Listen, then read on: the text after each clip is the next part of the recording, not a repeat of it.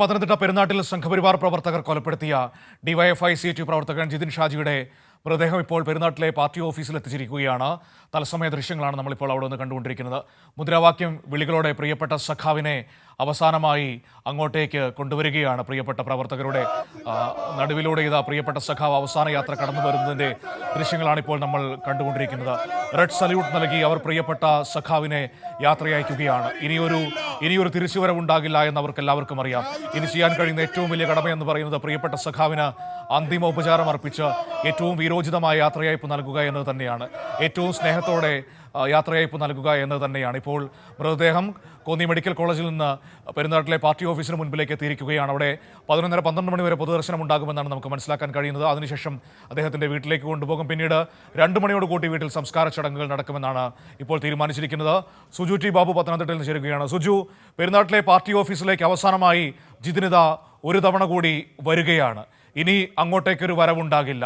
ചെങ്കൊടി പുതച്ച് അവസാന വരവിന് ജിതിനെത്തുമ്പോൾ പ്രവർത്തകർ മുദ്രാവാക്യം വിളികളോടെ ഏറെ ദുഃഖത്തോടെ തങ്ങളുടെ പ്രിയപ്പെട്ട സഖാവിന് യാത്രാമൊഴി നൽകുകയാണ്. അങ്ങനെ തന്നെയാണ് മനു പറയേണ്ട ടോപ്പിക്കിന് ഇപ്പോൾ അവസാനമായി ജിതിൻ ജിതിൻ തന്റെ ഏറെനാള് പ്രവർത്തിച്ച പെരുന്നാട് ലോക്കൽ കമ്മിറ്റി ഓഫീസിലേക്ക് ജിതിന്റെ മൃതദേഹം എത്തുകയാണ്.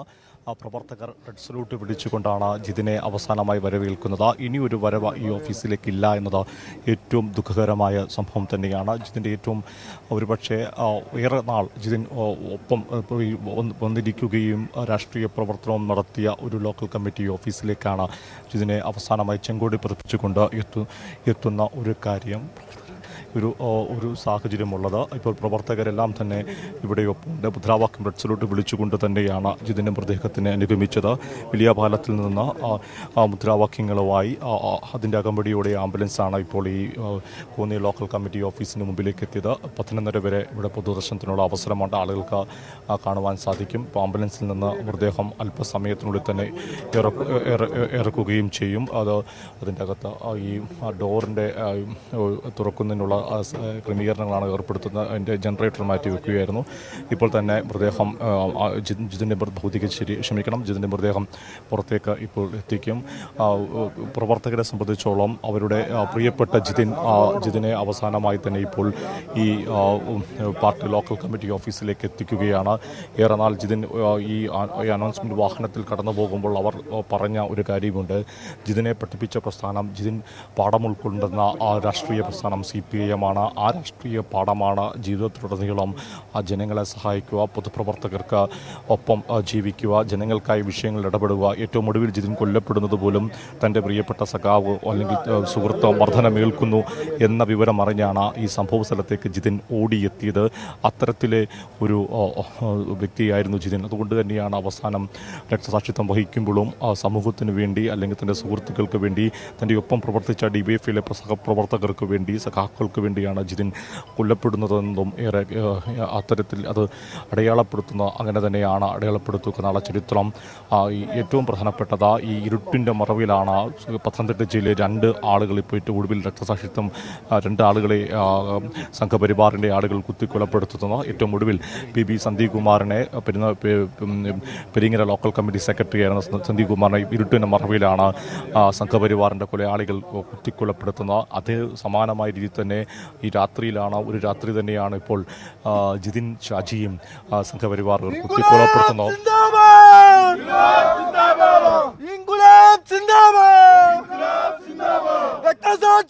മരണമില്ല,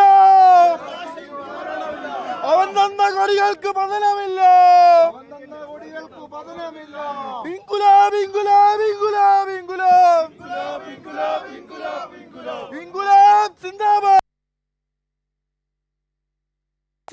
പത്തനംതിട്ട പെരുന്നാട്ടിൽ നിന്നുള്ള ദൃശ്യങ്ങൾ നമ്മൾ കാണുകയാണ്. ഏറ്റവും സങ്കടത്തോടെയുള്ള കാഴ്ചയാണ് ഇപ്പോൾ നമ്മൾ കാണുന്നത്. ഏറ്റവും പ്രിയപ്പെട്ട പ്രവർത്തന ഇടമായിരുന്ന പെരുന്നാട്ടിലെ പാർട്ടി ഓഫീസിലേക്ക് ജിതിൻ ചെങ്കൊടി പുതച്ച് അവസാനമായി കടന്നു വരികയാണ്. പ്രിയപ്പെട്ടവരുടെ സഖാക്കളുടെ മുദ്രാവാക്യം വിളികൾക്കിടയിലൂടെ ജിതിനിത അന്ത്യയാത്രയ്ക്കായി കടന്നു വരുന്നതിന്റെ ദൃശ്യങ്ങൾ നമ്മൾ ഏറെ സങ്കടത്തോടെ ഏറ്റവും വികാരഭരിതമായ അന്തരീക്ഷത്തിൽ കാണുന്നു. ഏറെ പ്രിയപ്പെട്ട ഇടമായിരുന്നു ജിതിന് പെരുന്നാട്ടിലെ പാർട്ടി ഓഫീസ് എന്ന് പറയുന്നത്. അങ്ങോട്ടേക്ക് തന്നെ ജീവിക്കാൻ പഠിപ്പിച്ച, പൊതുപ്രവർത്തനം പഠിപ്പിച്ച രാഷ്ട്രീയ പ്രസ്ഥാനത്തിന്റെ മുറ്റത്തേക്കിത് അവസാനമായി ചെങ്കൊടി പുതച്ച് ജിതിൻ കടന്നു വരികയാണ്. തന്നെ ജീവിതം പഠിപ്പിച്ച പ്രസ്ഥാനത്തിൻ്റെ മുറ്റത്തേക്കാണ് ജിതിൻ അവസാനമായി കടന്നു വന്നിരിക്കുന്നത്. അവിടെ മുദ്രാവാക്യം വിളികളോടെ ഇൻക്ലാബ് വിളിച്ചുകൊണ്ട് ജിതിനെ പ്രിയ പ്രവർത്തകർ, പ്രിയ സഹപ്രവർത്തകർ, സഖാക്കൾ സ്വീകരിക്കുന്നതാണ് നമ്മൾ കണ്ടത്. ഇനിയൊരു മടങ്ങിവരവില്ല എന്ന ഏറ്റവും വലിയ സങ്കടം എല്ലാവരുടെയും മുഖത്തുണ്ട്. കണ്ണുനീർ പൊഴിയാൻ എല്ലാവരുടെയും കണ്ണുകൾ ഇങ്ങനെ നിറഞ്ഞു നിൽക്കുന്നത് നമുക്ക് കാണാൻ കഴിയുന്നു.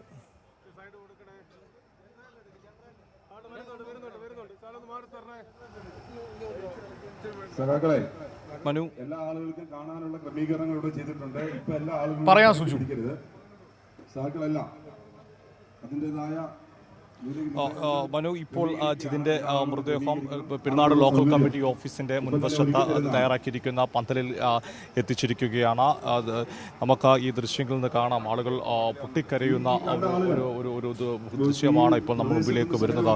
അത്രത്തോളം വലിയ ദുഃഖമാണ് ഇവിടെ എത്തുന്ന ഓരോ ആളുകളുടെയും ഉള്ളത്. അവരുടെ മനസ്സ് സൂചിപ്പിച്ച പോലെ ജിതിനെ രാഷ്ട്രീയം പഠിപ്പിച്ച CPIM, ആ CPM-ന്റെ ഓഫീസിന് മുമ്പിലാണ് ജിതിൻ്റെ ശരീരം ചേതനയേറ്റ രീതിയിൽ എത്തിയിരിക്കുന്നത്. ചെങ്കൂടി പതപ്പിച്ചുകൊണ്ട് ജിതിന് അവസാനമായി ഇപ്പോൾ പെരുന്നാട് ലോക്കൽ കമ്മിറ്റി ഓഫീസിൽ ജിതിൻ ഷാജിയുടെ മൃതദേഹം എത്തിച്ചിരിക്കുകയാണ്. ഏറ്റവും സങ്കടകരമായ കാഴ്ചയാണ്.